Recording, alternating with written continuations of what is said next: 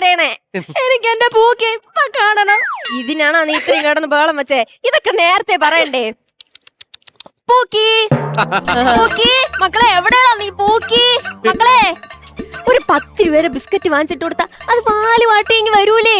അയ്യോ, അതിന് പൂക്കി പട്ടിയല്ല, എന്റെ ലവറാ.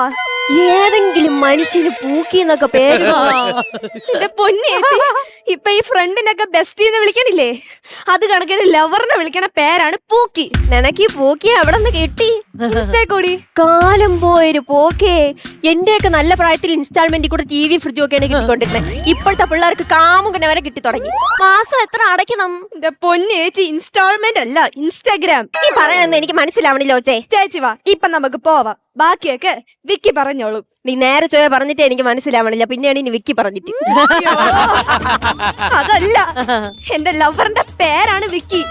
എന്റെ പൊന്നു പെണ്ണ, നീ എന്തിനീ പറയണേ? ആദ്യം പൂക്കി, ഇപ്പൊ വിക്കി. നിനക്ക് എത്ര കാമുകയുണ്ട്?